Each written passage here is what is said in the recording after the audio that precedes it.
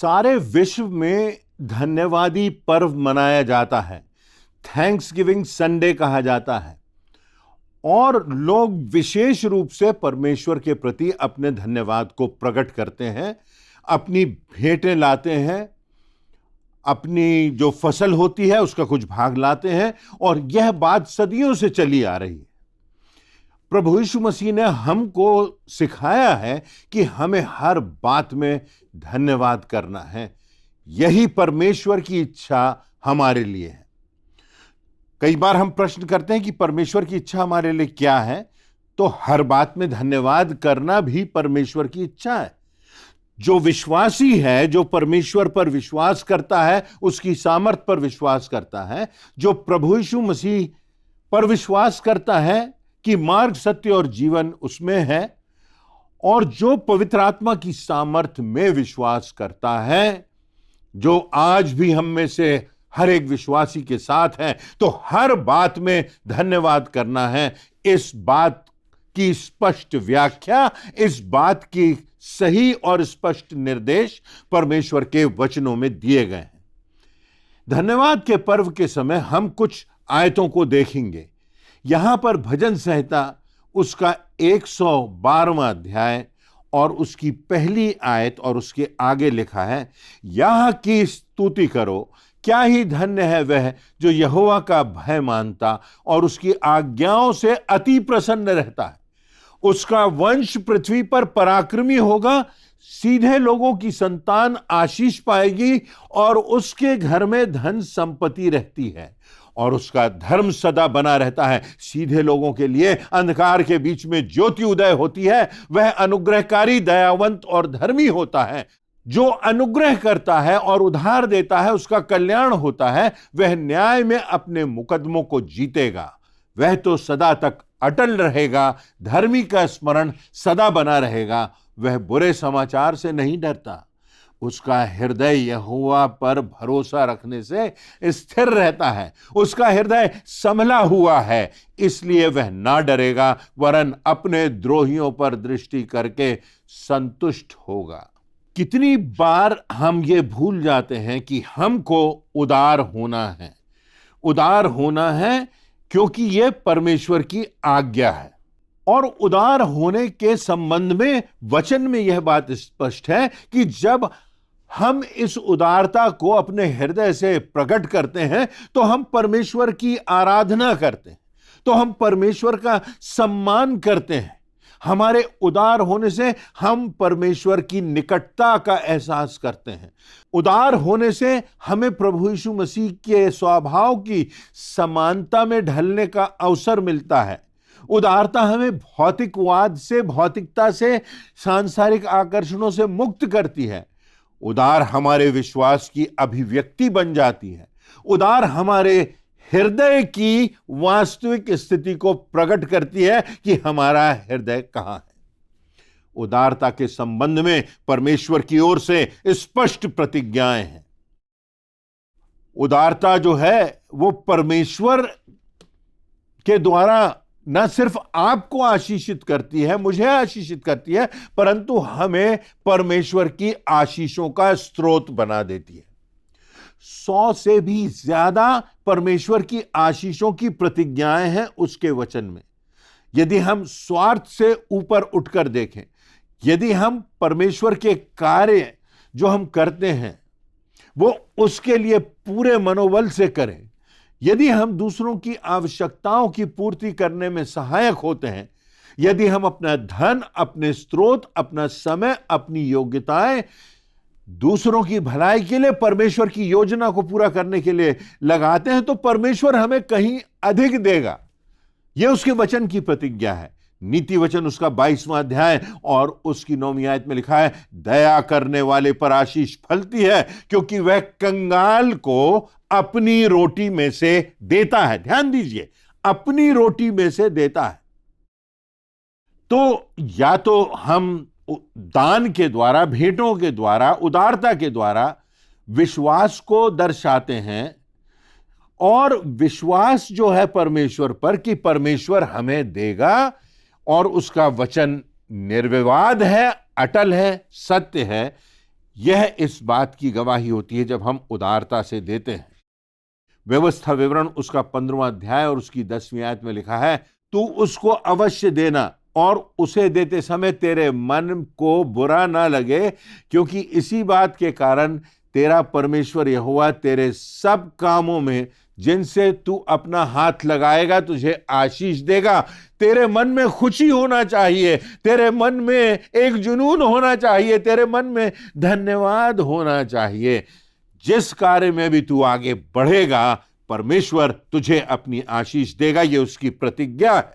दूसरा कुरिन्थियों का 9वां अध्याय उसकी 7वीं और 8वीं आयत में लिखा है, हर एक जन जैसा मन में ठाने वैसा ही दान करे, न कुड़ के न दबाव से, क्योंकि परमेश्वर हर्ष से देने वाले से प्रेम रखता है और परमेश्वर सब प्रकार का अनुग्रह तुम्हें बहुतायत से दे सकता है, जिससे हर बात में हर समय सब कुछ जो तुम्हें आवश्यक हो तुम्हारे पास रहे और हर एक भले काम के लिए तुम्हारे पास कुछ हो। परमेश्वर किसी को कंगाल नहीं छोड़ता। उदार को, जो परमेश्वर की आज्ञाओं को मानता है, उसको किसी भली वस्तु की घटी नहीं होती। उसकी आवश्यकताएं सदा परमेश्वर के द्वारा पूरी होती हैं।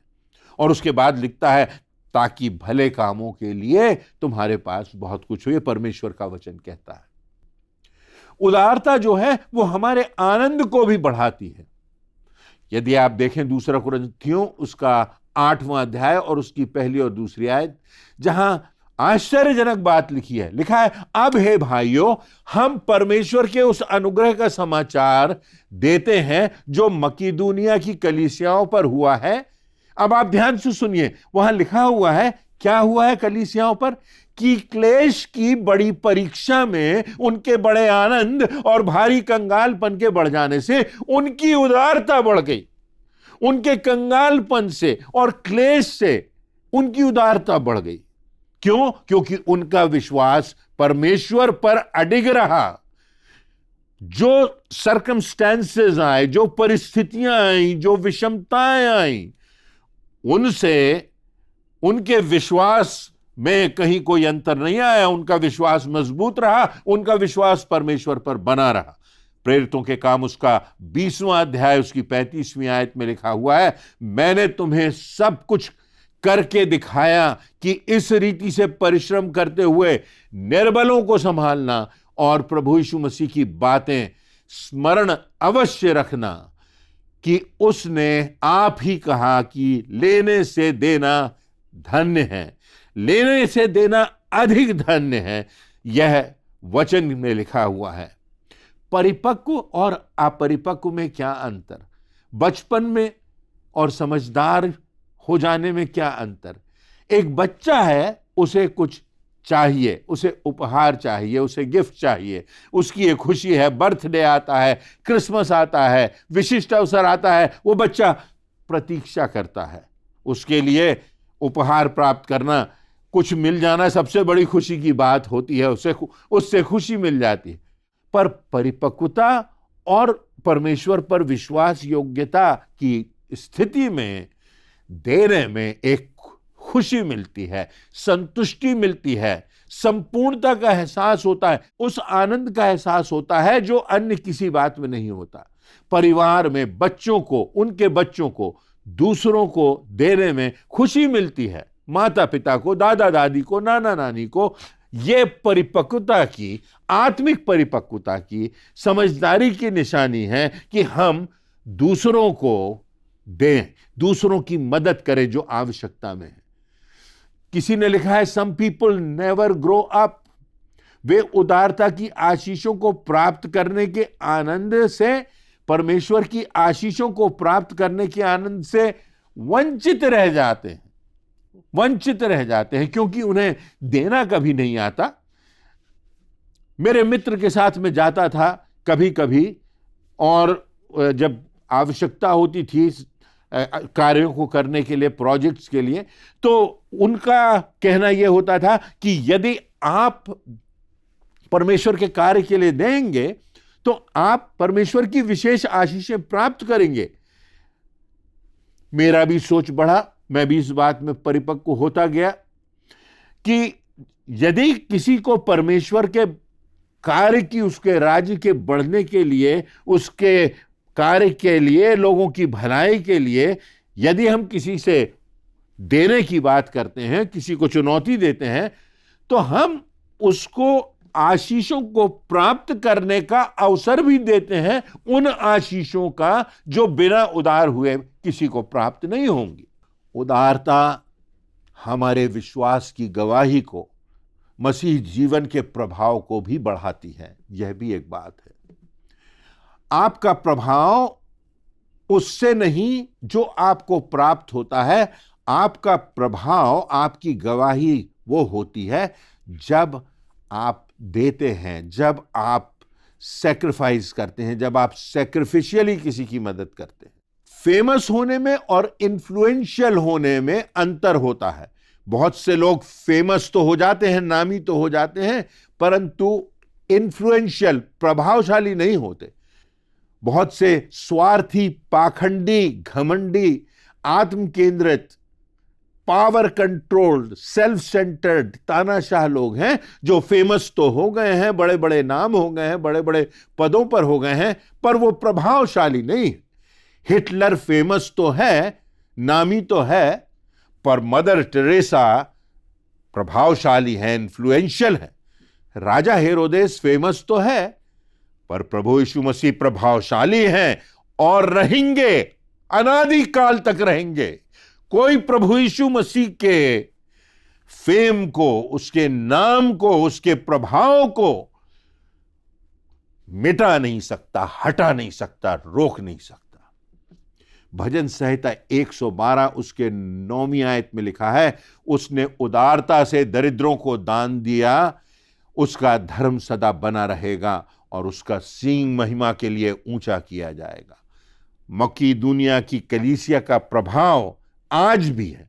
प्रेरितों के काम नामक पुस्तक के 11वें अध्याय की 27वीं आयत से 30वीं आयत में एक विशिष्ट घटना का वर्णन है जो आज भी हमारे लिए एक बहुत बड़ी गवाही है। लिखा हुआ है, उन्हीं दिनों में कई भविष्यवक्ता यरूशलेम से अंताकिया में आए और उनमें से अगबुस नाम एक ने खड़े होकर आत्मा की प्रेरणा से यह बताया कि सारे जगत में बड़ा अकाल पड़ेगा। और वह अकाल क्लौदियुस के समय में पड़ा। तब चेलों ने ठहराया कि हर एक अपनी अपनी पूंजी के अनुसार यहूदिया में रहने वाले भाइयों की सेवा में कुछ भेजे, और उन्होंने ऐसा ही किया और बरनबास और शाऊल के हाथ प्राचीनों के पास कुछ भेज दिया। अब देखिए आप यहां पर कि इससे पहले कि अकाल पड़ता केवल भविष्यवाणी की गई और उन्होंने धन जमा किया और आगे ही उन भाइयों को भेज दिया, उन परिवारों को भेज दिया जो अकाल से पीड़ित होते। अंताकिया की कलीसिया को देख लीजिए। अंताकिया में चेले मसीही कहलाए पहली बार। अकाल के पहले ही अंताकिया से भेज दिया गया।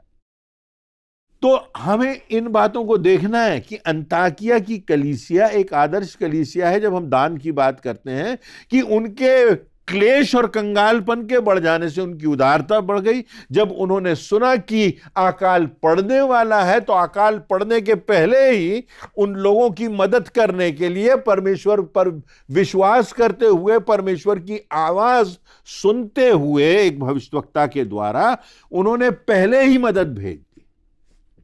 और इसीलिए दूसरा कुरिन्थियों उसके 9वें अध्याय की 11वीं और 12वीं आयत में पौलुस पवित्र आत्मा की अगुवाई में लिखता है कि तुम हर एक बात में सब प्रकार की उदारता के लिए जो हमारे द्वारा परमेश्वर का धन्यवाद करवाती हो, धनवान किए जाओगे, क्योंकि इस सेवा के पूरे करने से न केवल पवित्र लोगों की घटियां पूरी होती हैं, परंतु लोगों की ओर से परमेश्वर का बहुत धन्यवाद होता है।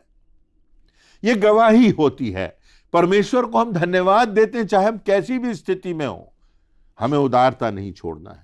लूका रचित सुसमाचार उसके 6वें अध्याय की 37वीं और 38वीं आयत में लिखा है, दोष मत लगाओ तो तुम पर भी दोष नहीं लगाया जाएगा, दोषी न ठहराओ तो तुम भी दोषी नहीं ठहराए जाओगे।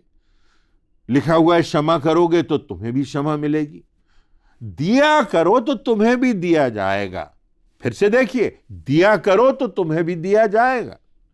क्या हम मात्र प्राप्त करने की आकांक्षा रखते हैं? क्या मात्र अपने स्वार्थ और अपने हित की चिंता करते हैं? क्या हम आत्म केंद्रित हो गए हैं? शायद इसीलिए इसी बात को चुनौती देने के लिए लिखा हुआ है कि दिया करो तो तुम्हें भी दिया जाएगा। लोग पूरा नाप दबा दबा कर और हिला हिलाकर उभरता हुआ तुम्हारी गोद में डालेंगे, क्योंकि जिस नाप से तुम नापते हो उसी से तुम्हारे लिए भी नापा जाएगा। देखिए यहां पर देखिए परमेश्वर का कार्य है कि क्षमा करो तो तुम्हें क्षमा किया जाएगा। यदि तुम दोगे तो परमेश्वर कहीं अधिक बढ़कर तुमको देगा।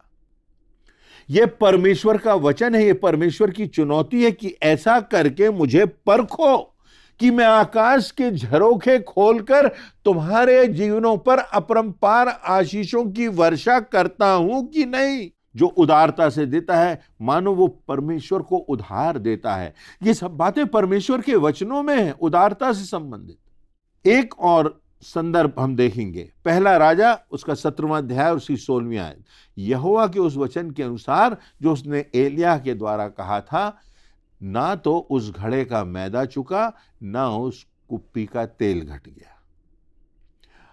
सारपत की विधवा है, थोड़ा सा मैदा है, कुप्पी में थोड़ा सा तेल है। एलिय्याह आता है, कठिन परिस्थिति से आ रहा है, एक गांव को जा रहा है। कहां भेज रहा है परमेश्वर उसे? परमेश्वर उसे भेज रहा है एक विधवा के पास, जिसके पास मात्र एक दिन का भोजन है उसके और उसके बेटे के लिए, और वो सोचती है कि आज खाएंगे पिएंगे और कल खत्म हो जाएंगे, क्योंकि कुछ नहीं है। परमेश्वर अपना आश्चर्य कर्म प्रकट करता है, कभी ऐसे रेगिस्तान में, कभी ऐसे अंधेरे में, कभी ऐसी परिस्थितियों में जहां आश्चर्य कर्म संभव ही नहीं लगता। और तब एलिय्याह उस विधवा से, जिसके पास कुछ नहीं है, एक दिन का भोजन है कि वो खाए, अपने बेटे को खिलाए और मर जाए, उसके बाद एलिय्याह को परमेश्वर ने उसके पास भेजा और एलिय्याह उससे भोजन मांग रहा। और उस विधवा ने जब विश्वास करके कि ये परमेश्वर का जन है उसे दिया, तो लिखा है फिर उसके घड़े का मैदा और कुप्पी का तेल कभी खत्म नहीं हुआ। परमेश्वर का यह समीकरण है, तुम दो तो मैं तुम्हें और दूंगा।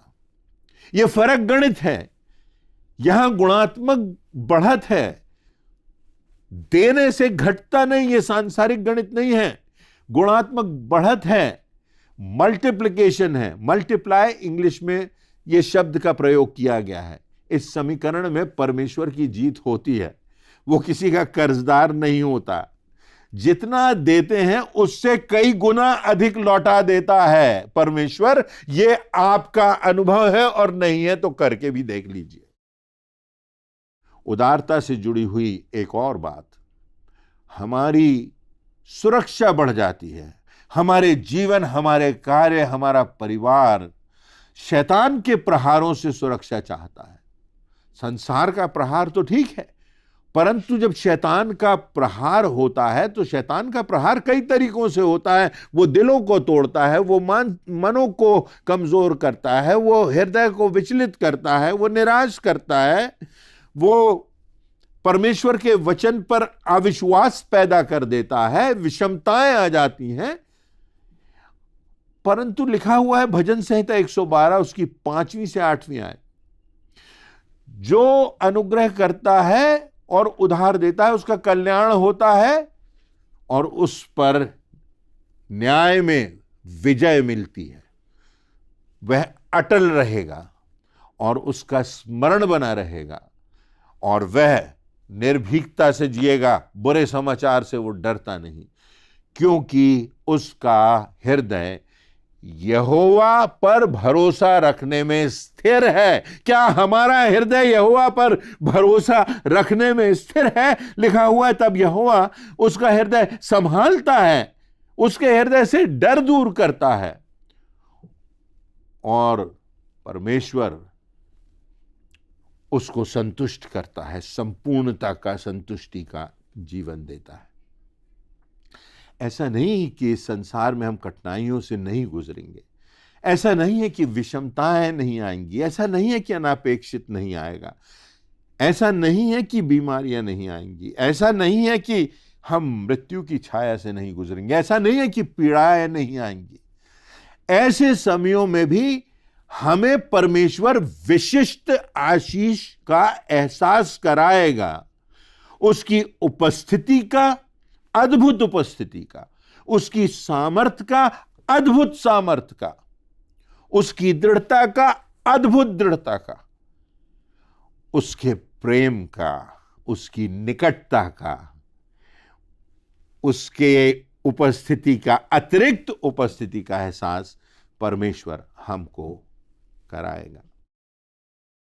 और एक और बात उदारता के संबंध में देख लीजिए कि उदारता का प्रभाव, इस संसार की बातें तो हमने कर ली, अपने जीवन की बातें तो कर ली, पर क्या मैं और आप इस बात के प्रति निश्चित है कि उदारता का प्रभाव स्वर्ग तक भी बना रहेगा? फिर से सुन लीजिए, उदारता का प्रभाव इस संसार के पार स्वर्ग तक बना रहेगा। जो अपने लिए खर्च करेगा वो यहीं रह जाएगा, जो दूसरों के हित के लिए खर्च करेगा वही स्वर्ग में जमा हो जाएगा। हमारे सामने कितनी बार ये बात आती है कि हम जब दूसरों पर उपकार करते हैं, जो लोग आवश्यकता में हैं, जो लोग पीड़ा में हैं, जो अभाव में हैं, उनकी हम मदद करते हैं, तो इस संसार में तो हमको परमेश्वर आकाश के झरोखों को खोलकर बेपरिमाण आशीषें हम पर बरसाता है, ये उसका वादा है। परंतु लिखा हुआ है कि इस संसार में ही धन एकत्रित मत करो, अपना ध्यान इस संसार के धन से, सांसारिकता से हटाओ, ऊपर स्वर्ग की ओर लगाओ, क्योंकि जो कुछ तुमने दूसरों के लिए किया, जहां तुमने अपना अहित किसी के हित के लिए बर्दाश्त किया, वो कुछ सब कुछ तुम स्वर्ग में जमा कर रहे हो। जो त्याग करके तुमने दिया, जो उदारता से तुमने दिया, हमें तो देना है, उत्साह से देना है, उदारता से देना है, संसार की परिस्थितियों से विचलित नहीं होना है। कैसी भी परिस्थितियां आए, कंगालपन आ जाए, क्लेश आ जाए, पर मकीदुनिया की कलीसिया के विश्वासी उदारता में बढ़ते जाते हैं। जब हम परमेश्वर के कार्य को के लिए देते हैं तो इस विश्वास से देते हैं कि लोगों के जीवन परमेश्वर पर विश्वास लाएंगे, प्रभु यीशु मसीह की राह पर लोग चलेंगे, विनाश के मार्ग से हटकर प्रभु यीशु मसीह को उद्धारकर्ता के रूप में स्वीकार करेंगे और स्वर्ग मार्ग पर आ जाएंगे। मत्ती 6:19-20, अपने लिए पृथ्वी पर धन इकट्ठा ना करो, जहां कीड़ा और काई बिगाड़ते और जहां चोर सेंध लगाते और चुराते हैं, परंतु अपने लिए स्वर्ग में धन इकट्ठा करो, जहां ना तो कीड़ा ना कोई काई बिगाड़ते हैं और जहां चोर ना सेंध लगाते ना चुराते हैं। मत्ती 25:21, उसके स्वामी ने उससे कहा, धन्य है अच्छे और विश्वास योग्य दास, तू थोड़े में विश्वास योग्य रहा, मैं तुझे बहुत वस्तुओं का अधिकारी बनाऊंगा, अपने स्वामी के आनंद में सहभागी हो जा। तो इन बातों पर हम गौर करें, इन संदर्भों को हम देखें। कुछ और संदर्भ यहाँ पर हमारे सामने हैं। दानियल 12 और उसकी 3 आयत, तब सिखाने वालों की चमक आकाश मंडल की सी होगी और जो बहुतों को धर्मी बनाते हैं वे सर्वदा की नाई प्रकाशमान रहेंगे। यहाँ जब आप देते हैं गवाही होती है और उससे लोगों के विश्वास मजबूत होते हैं, लोगों पर प्रभु यीशु मसीह का प्रेम प्रकट होता है और तब हम स्वयं उदारता का स्रोत बन जाते हैं, परमेश्वर की आशीषों का स्रोत हम बन जाते हैं। उदारता हमारे आनंद को बढ़ाती है, हमने देखा। उदारता हमारे प्रभाव को बढ़ाती है। उदारता हमारे रिसोर्सेस को बढ़ाती है। उदारता हमको शैतान के जो आक्रमण होते हैं उनसे सुरक्षा प्रदान करती है। और हमने देखा कि स्वर्ग तक भी उदारता का प्रभाव बना रहता है। इस संसार में जो हम लाए हैं, इस संसार में जो धन दौलत जमीन जायदाद हमारे पास है, वो सब कुछ नहीं है। वो कभी भी मिट सकता है, वो कभी भी समाप्त हो सकता है। हमारा जीवन भी ऐसा ही है। यहां तो हम यात्री और परदेसी की नाई हैं, पर जो हमारा घर है, जो हमारी मंजिल है, हमने क्या वहां के लिए धन जमा किया है? प्रभु यीशु मसीह की शिक्षाओं के अनुसार ये तभी संभव होगा और उसकी प्रतिज्ञाएं तभी पूरी होंगी जब हम अपने जीवन में इस उदारता का संकल्प लेंगे और अपने जीवन से इस उदारता को प्रदर्शित करेंगे। धन्यवादी पर्व का समय हमें अवसर देता है कि हम अपनी उदारता को प्रदर्शित कर सकें, परमेश्वर को धन्यवाद दे सकें कि उसने हमें जिंदगी दी है, जीवन दिया है, हृदय में धड़कन दी है, मन में दृढ़ता दी है, निश्चितता दी है। इस जीवन के पार अनंत जीवन की प्रतिज्ञा उसने की है और प्रभु यीशु मसीह ने अपने पुनरुत्थान के द्वारा मृत्यु का डंक कुचल दिया है और हमारे लिए अनंत जीवन का द्वार खोल दिया है। अनंत जीवन में हम प्रवेश कर चुके हैं अभी से। आइए क्यों ना धन्यवाद के स्वरूप, किसी दबाव से नहीं, दुखी मन से नहीं, परंतु आनंद से परमेश्वर को धन्यवाद के साथ, जिसने अपने बेटे का लहू भी हमारे लिए बहा दिया और मृत्यु के भय को समाप्त कर दिया, मृत्यु के जो जहर है उसको समाप्त कर दिया और अनंत जीवन से हमारे जीवन में नई प्रेरणा दी, नया जुनून दिया और इस संसार में हमको आशीषित किया। हमारे पूर्वजों की ओर भी हम आज दृष्टि डालें और धन्यवाद दें कि कितना कुछ उन्होंने किया और कितना कुछ उनको परमेश्वर ने आशीषित किया और उनसे बढ़कर आज हमको आशीषित किया। परमेश्वर की आशीषों को स्मरण रखें। परमेश्वर के प्रति धन्यवादित हृदय से हम अपनी भेंटों को चढ़ाएं और उससे बढ़कर हम अपने जीवन में संपूर्णता से इस संसार के पार देखते हुए अपने जीवन में परमेश्वर को धन्यवाद दें। ये धन्यवाद हमारे जीवन की लाइफ स्टाइल बन जाए। ये हमारे जीवन में हर दिन ये उदारता प्रकट हो जिससे परमेश्वर को आदर मिले, महिमा मिले और प्रभु यीशु मसीह का नाम रोशन हो सके, उसका झंडा ऊंचा उठाया जा सके और कलीसिया परमेश्वर की द्वारा ठहराई गई प्रभु यीशु मसीह की देह मजबूत हो और एक ज्वलंत गवाही प्रभु यीशु मसीह की बनी रहे, उसकी मशाल जलती रहे और निडरता से सारी विषमताओं का सामना करते हुए अपने विश्वास में दृढ़ रहते हुए हम उदारता में बढ़ते जाएं। परमेश्वर हमको आशीषित करेगा। वो किसी का ऋणी नहीं रहता। वो अधिकता से, बहुतायत से, हमारी कल्पना और सोच से बाहर हमको देता है और उसने सबसे बढ़कर प्रभु यीशु मसीह हमको दे दिया, जिसके द्वारा आज हम सब यहाँ एकत्रित हैं, जिसके द्वारा आज हमारा विश्वास है, जिसके द्वारा हम आगे बढ़ते जाते हैं, जिसके द्वारा इस संसार में हम आशीषें पाते हैं और जिसके द्वारा मृत्यु का भय और मृत्यु का विष हमारी जिंदगियों में नहीं है। परमेश्वर इन वचनों से आपको आशीषित करे और उदारता के प्रति एक नया नजरिया हमारी जिंदगी में हो। परमेश्वर आपको बहुतायत से आशीष देवे।